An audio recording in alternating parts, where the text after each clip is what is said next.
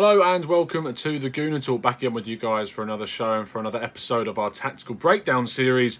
The series in which we look at the players that Arsenal could, should, maybe, and fingers crossed, hopefully will sign for the Arsenal this summer. It's still getting on a bit in this summer months. July is going through at a fast pace and Arsenal are still yet to add to the signing of Gabriel Martinelli. But there is constant incoming news every single day that Arsenal are getting closer and closer to making these signings. There's news about Zaha, news about Saliba, getting very, very close. The Tierney deal seems to drag on a lot longer than what we'd hoped for originally. And other different players are being linked into the media to Arsenal, as we see every single summer. But this is someone that we're going to cover today that's sort of come out of left field. Didn't really expect to get linked to this player this summer, but we have now, and it's intrigued me, and I hope it's intrigued a lot of you as well. I put the poll out earlier, and a lot of you voted much more in favour than the other options to focus on the Gabonese fielder Mario Lemina, okay, who is someone who definitely caught the eye of a lot of Southampton fans last season in the fixtures that he played. For many reasons, some positive and some not so positive, and we're going to go into all that in a lot more detail in a second. But if you are enjoying the series, of course, please give it a like, please subscribe if you're new, with those notifications turned on so you never miss a show. And when we go live, like we did yesterday's show, talking about Edu joining Arsenal as their technical director, you get notified instantly on your smartphone or whatever device that you want to be watching the show, and it tells you when we're live so you can get involved in those live chats.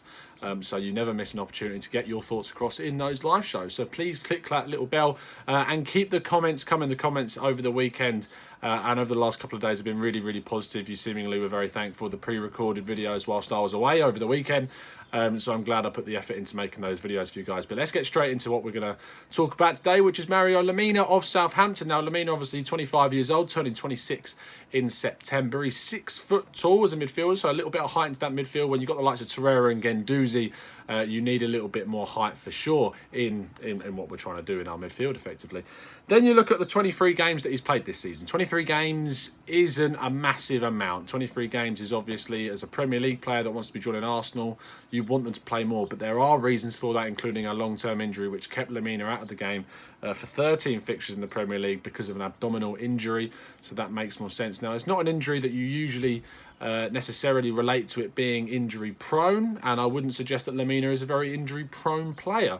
But to give you a little bit more of an insight into Lemina, the player that he's like, and what he thinks about whether the move should happen, I'm going to pass over to Luke Osman. Now, Luke Osman is someone who wrote for ReadSouthampton, and he gave the player ratings for the Southampton players for last season, giving Lemina a 6 out of 10, which you could argue is quite low for a player that Arsenal looked to be signing, but again, take into account the fact that he was out for so many games. But he quoted him saying that he was a shining light in a very poor midfield at the start of the Southampton season before Hassan Hüttl came in. So I'm going to pass over to Luke, and he's going to give you all the info that you need to know about Lemina.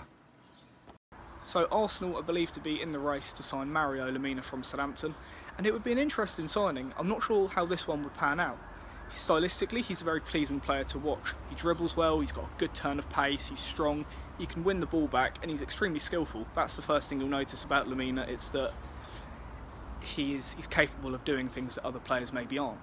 However, one question, and the big question with him, is consistency. He missed a lot of last season as a consequence of an abdomen injury in which he needed to undergo surgery to recover from, and he only sort of just came back at the end of the season.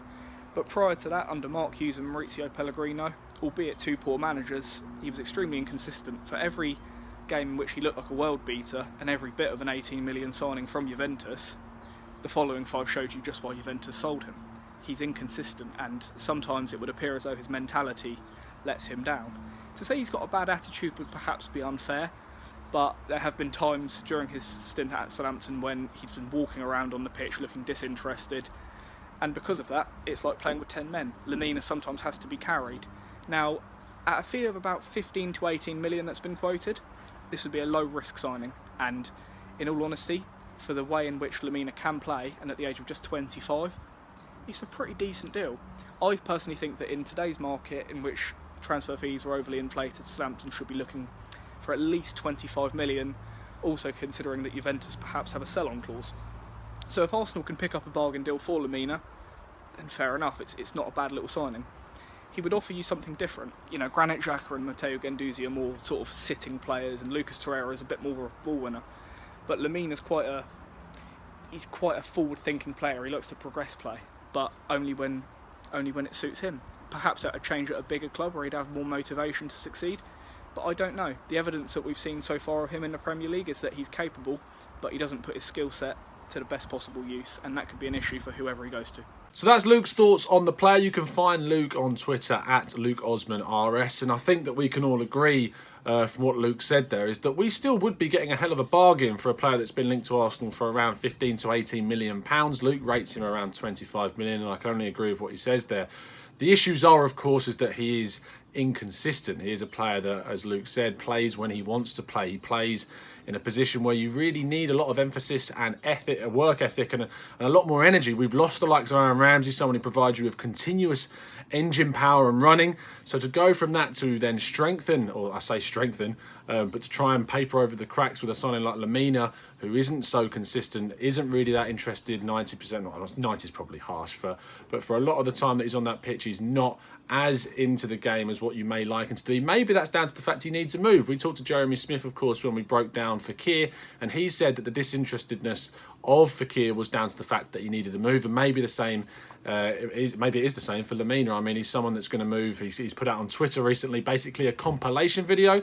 Not really something I've associated with many professional footballers, putting out a compilation video of their own great skills, but basically Hasenhüttl's turned around and said that he's not going to be part of the team because he doesn't want to be there, and so in response to that he's posted basically a come and get me tweet, which is very odd, but I kind of have a little bit of respect for that. If you don't want to be somewhere, try and do the best you can and get yourself sold and signed by a very, very good club, which is the players that he's been linked, or the teams he's getting linked to, being Arsenal and Manchester United. You can only say that it's clearly working. But I wanted to do a little bit of a comparison, doing our statistical breakdowns as we always seemingly do. And I wanted to talk about a player that gets a lot of stick at Arsenal and see how he matches up to someone that people are getting behind the signing of, being Mario Lemina, and that is Granit Xhaka. Granit Xhaka, obviously at Arsenal for a long time now, has been tipped to be club captain at some point, but also tipped by a lot of fans that they hope he would move on because they don't feel he's good enough. So let's get into some of his defending stats and see what he's about. So in terms of how he stacks up against Mario Lemina, in terms of defensive duels, Lemina takes those in terms of numbers and percentage. Area duels are, again, more consistent in Lemina's case, winning more of them, but aerial duels are more involved with Xhaka, taking part in more of those. In terms of percentage of the sliding tackles that are won, they are absolutely equal, but Lemina does get involved in more of those, and you can see that from some of the images on the screen now. He loves to dive in, he loves to win a challenge, and he's not afraid to get stuck in, quite like Xhaka, which can unnerve a lot of fans and a lot of spectators. But in this instance, he wins the ball rather regularly, and it's good to see that he's willing to get on the floor and do that in the positions that he needs to. Xhaka does win it in terms of interceptions. He loses it less in his own half, but overall, Lemina does lose the ball less overall the whole pitch, although Xhaka, as I said before, loses it less in his own half. In terms of recoveries, Xhaka takes that. He recovers the ball more than the Gabonese midfielder. But the percentage that are recovered in the opposition half, Lemina actually equips that more into his game. He blocks the ball more, does Lemina, and he clears it. He has less yellows, but he has 0.03 more fouls, which isn't a lot, but when you consider it's Granit Xhaka that you're being compared to, that's quite a lot of fouls during the season. If we then move on to his passing stats also very key. If you want to be playing at Arsenal, you need to ensure that your passing skills are up to scratch. And we have a look in terms of the passes that are played. Xhaka is playing more passes, as you would expect from a player who's at Arsenal. But actually the passing accuracy is 0.6% higher for Lemina. It's a similar story for his long passes. Xhaka is doing more of them. In fact, he's doing about double the amount of long passes that Lemina is doing. But Lemina has a 1.7% increase in his accuracy over the Swiss midfielder. Through passes, though, are very much in Xhaka's favour in terms of the amount he does and his accuracy, and that is the same for the passes into the final third. The number that he does and the percentage are higher than what Lemina provides for Southampton. Passes into the box, though, accuracy is 5.6% higher for Lemina, but Xhaka does more than double the amount of passes into the box than what Lemina does, and so maybe you can talk about why the accuracy is a little bit higher in the Gabonese midfielder's favour. But the forward to backward pass ratio is definitely in Xhaka's favour. He likes to play the ball forward as much as possible.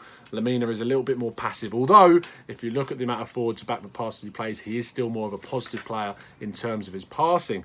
Finally, move on to what they bring in the final third in their attacking stats. You definitely would associate attacking-wise more with Lemina. As Luke said, he's more of a progressive player, likes to play up the pitch. You can see now from the heat map on the screen that although it's nowhere near as intense as what Xhaka's is, and that's down to the amount of games that they've both played, you can see that Lemina's heat map definitely edges him further up the pitch in a more central position. That's why he takes up some of the situations you're going to be read to in a second. So in terms of attack, the amount of shots, Lemina is taking more of those, but Xhaka's are more accurate. You know what he's like of his shots, Xhaka. He likes to take those from outside the box with some devastating effects. But Lemina has scored from outside the box this season, and it was a very good, well-timed finish and a finesse into the bottom corner. In terms of the shot assists, Xhaka is doing more than double than what Lemina is doing, setting up opportunities for his teammates. Dribbles, Lemina 4 times the amount of dribbles, but Xhaka with an 8.6% success increase in his dribbles over Lemina. Offensive duels are a similar story. Lemina does more of those, but 11.3% are being won by Xhaka more than the Lemina does in terms of his dribbles. Lemina touches the ball in the box more, and he makes more progressive runs than Xhaka. So it's a very mixed bag in terms of the comparisons. Definitely in terms of where we're moving forwards, Lemina does more for the team going forwards. But in terms of the passing stats, that definitely leans in Xhaka's favour for the amount of passes that he attempts. Although the accuracy is ever so slightly in Lemina's favour, Xhaka does cover himself in a fair amount of glory with his passing statistics, which would surprise a fair few people. But in terms of his defending, he does stack up to what Xhaka does. He has very good defensive duels in terms of the amount that he takes part in and the percentages that he wins. His interceptions may not be as good as Xhaka's, but they're certainly on the way to being there. And he recovers the ball more in the opponent's half, which is what I picked out as well. So there's plenty of different instances. In terms of a final judgment on Lemina, I think, as Luke says, for a signing that would be around 15 to 18 million pounds, I think it would be a no-brainer bargain. I think there's a reason why Juventus signed him from Marseille in the first place. They clearly saw something in the midfielder, and whilst they let him go, because obviously they've got a lot of talent there and they just couldn't see him getting enough game time, I think he's shown at Southampton that although there are inconsistencies in his game, it's certainly a player that's waiting to take a step up, waiting to be able to play for a bigger team, and maybe at Arsenal he could absolutely flourish. I hope you've enjoyed the video. I hope you've enjoyed the breakdown. If you have, please give it a like and subscribe if you're new around here, with those notifications turned on, as I mentioned, so you never miss a show. Please leave a comment in the description about, or in the chat description or the comment description, about what you think we should be doing with Lemina. Is he someone that you like? Is he someone that you think we should sign? And who do you think I should be looking at next? We were linked with Mariano Diaz from Real Madrid. Not really someone that I'd want at the club, but he's definitely someone being linked to. And apparently Arsenal aren't really ignoring those links either, so maybe someone we should look at. I hope you enjoy the rest of your evening or your day or wherever you're listening to this show. And as always, up the Arsenal.